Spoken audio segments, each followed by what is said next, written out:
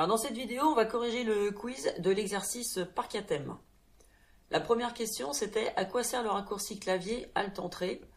Dans l'exercice, on l'a utilisé pour saisir place disponible. On voit dans la barre de formule que barre disponible est écrit sur 2 lignes. On l'a obligé à retourner à la ligne entre place et disponible. On pourrait le refaire par exemple ici. Alors dans un premier temps, je ne vais pas utiliser Alt-Entrée. Je vais écrire par exemple CA 2016. Dans la cellule d'à côté, je vais écrire CA 2017. Et puis à partir de maintenant, je vais écrire le CA sur une ligne. Avec Alt-Entrée, je descends la ligne en dessous. Et là, je vais écrire par exemple 2018. Et, oups, je me suis trompé. Je suis allé un peu vite. Et donc je vais le refaire dans la cellule d'à côté, CA Alt-Entrée 2019. Et je vais valider. Donc si on compare, au niveau lisibilité, on repère beaucoup plus facilement chiffre d'affaires et les années quand c'est présenté comme ça que CA 2016, CA 2017 quand c'est présenté sur une seule ligne. Donc le Alt-Entrée, n'hésitez pas à l'utiliser pour forcer les retours à la ligne quand ça permet par exemple à des étiquettes de tableau d'être plus lisibles. Un petit peu dans le même genre, on pourrait avoir par exemple prix, je fais Alt-Entrée pour écrire hors taxe et dans la cellule à côté, prix, Alt-Entrée pour écrire TTC. Ça veut dire que visuellement, on repère tout de suite qu'on est sur des prix et qu'on a une colonne hors taxe, une colonne TTC. À mon avis, en tout cas, c'est plus lisible que quand c'est sur une seule ligne. Donc retenez que Alt-Entrée, on reste dans la même cellule, mais on force le retour à la ligne. La deuxième question, c'était les touches entrée et tabulation valident la saisie dans une cellule, on est d'accord, mais il y a une autre façon de valider. Alors, il y en a une en tout cas qu'il ne faut pas utiliser. Par exemple, si je me positionne ici, et que je lui dis que c'est égal à cette cellule-là, plus celle-ci, plus celle-là, plus celle-là, plus celle-là, alors volontairement, je n'ai pas utilisé la fonction somme automatique, et qui me prenait l'envie pour valider de faire ce qu'on fait souvent au début, c'est-à-dire je clique ailleurs, voilà, hop, je vais voir dans la cellule d'à côté, eh bien, on remarque bien que ça a modifié ma formule. Au lieu d'additionner la cellule C7, eh bien maintenant, j'additionne la cellule E8.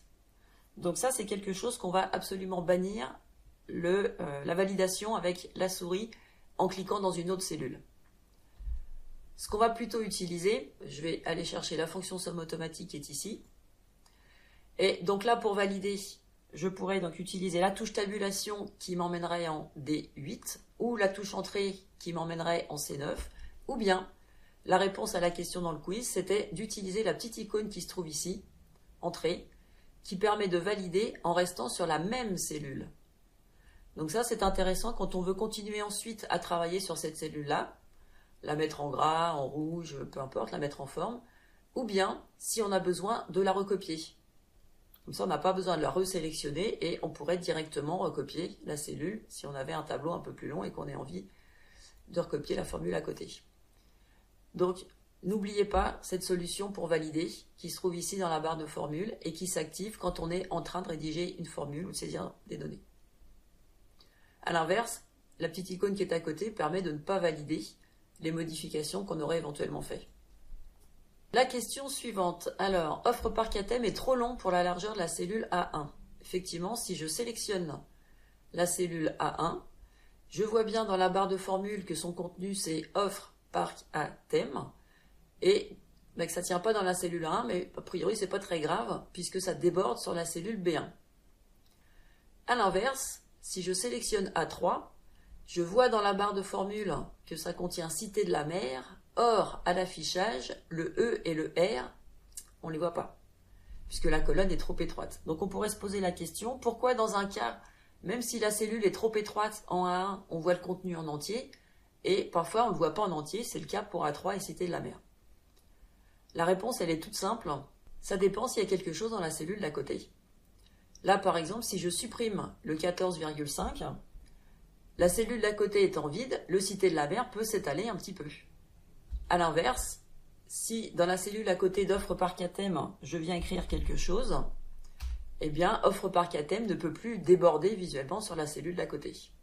Ça, c'est important parce que ça veut dire que quand vous allez faire la saisie, il ne faudra pas laisser de colonne vide sous prétexte que le texte déborde un petit peu. Vous voyez, par exemple, parc à thème ici, Si j'avais eu besoin d'écrire quelque chose à côté, je ne serais pas allé l'écrire directement dans C1 parce que j'aurais laissé la cellule B1 vide. J'aurais continué ma saisie ici, les parcs à thème par exemple en Auvergne, et plus tard, à la mise en forme, on se chargera d'augmenter la largeur de la colonne si besoin. La question suivante, pourquoi les données saisies dans une cellule s'alignent automatiquement parfois à gauche, parfois à droite? Effectivement, si je regarde par exemple tarif, pour l'instant on n'a pas choisi d'alignement, d'accord, on n'a rien imposé, ni gauche, ni centré, ni droit, et pourtant le texte a l'air d'être aligné sur la gauche, alors que dans la cellule en dessous, on n'a pas choisi non plus d'alignement, d'accord, et ça a l'air d'être aligné plutôt sur la droite. La réponse est toute simple, c'est que si Excel devine qu'on peut faire des calculs et donc que c'est soit un nombre, soit une date qui est stockée dans la cellule, il va l'aligner par défaut à droite. Si par contre il ne peut pas faire de calcul avec, quand c'est du texte, à ce moment-là, il va l'aligner par défaut à gauche. Alors question, imaginons que j'écrive 12 km à pied, ça use. Eh bien 12 km. D'après vous, quand je vais valider, il va aligner à gauche ou à droite? Voyons voir. Il a aligné à gauche. Si on mélange des nombres et du texte, ça reste du texte, donc on ne pourra pas faire de calcul avec. C'est important ça aussi, ça vous permettra de repérer à la saisie si vous faites des erreurs d'inattention. Ah, zut, j'ai écrit kilomètre, il fallait pas. Si je veux pouvoir faire des calculs et additionner les distances, il faut que j'écrive simplement 12 et on verra plus tard comment effectivement afficher si besoin kilomètre.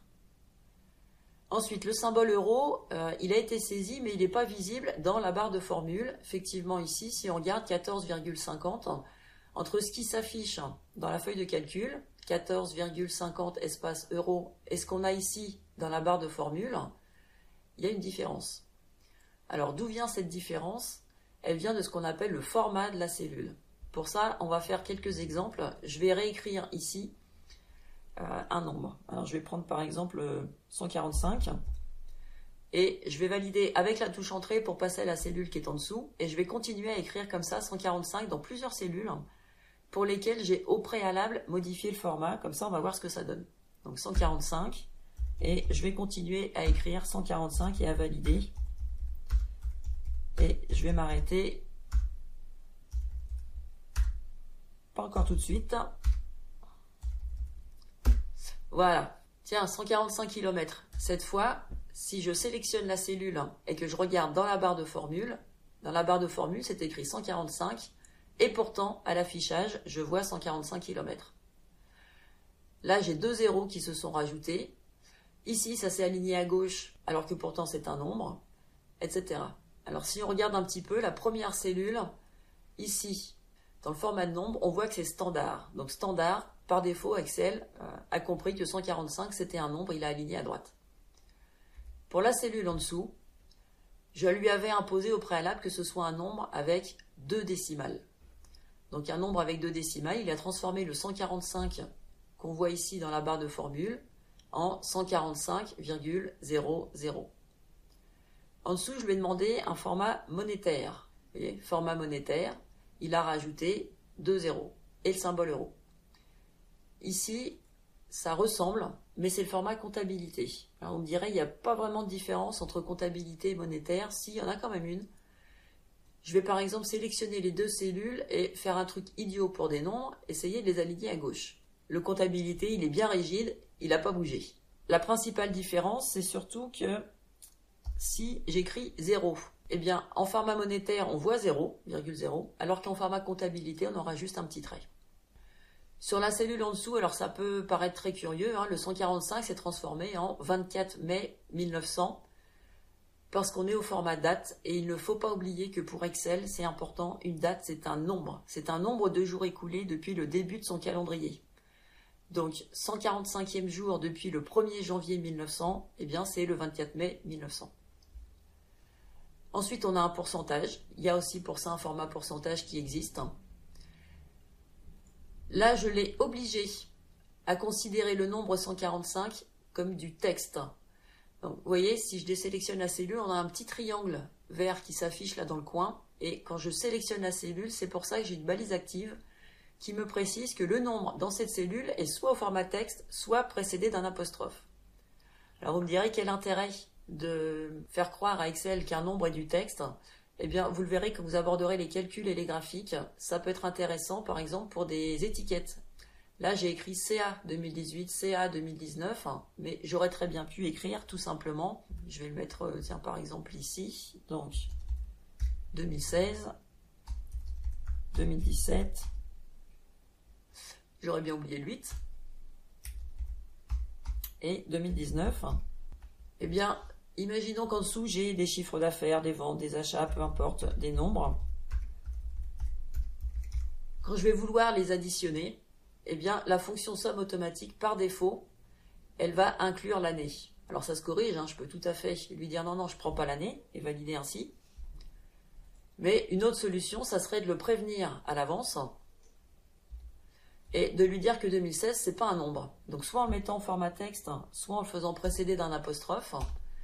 C'est-à-dire que maintenant, il me prévient qu'effectivement, j'ai ici un nombre qui est stocké au format texte. Et le gros avantage de ça, c'est que même si je suis étourdi, quand je vais faire ma somme automatique, il ne va pas essayer de prendre l'année 2016 en compte pour mon calcul de la somme.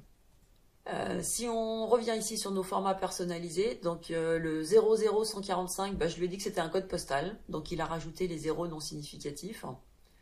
Et puis 145 km, là j'ai inventé un format personnalisé. Si on regarde dans la barre de formule, 145, c'est bien un nombre. C'est pour ça que par défaut, il est aligné à droite. Mais j'ai inventé le format kilomètre. Donc conclusion, la réponse à la dernière question, le symbole euro était saisi mais n'est pas visible dans la barre de formule. Vous aurez effectivement parfois une différence entre ce qui s'affiche dans votre feuille de calcul, c'est-à-dire ce qui s'imprimera éventuellement sur le papier, et le contenu réel de la cellule que l'on voit ici dans la barre de formule.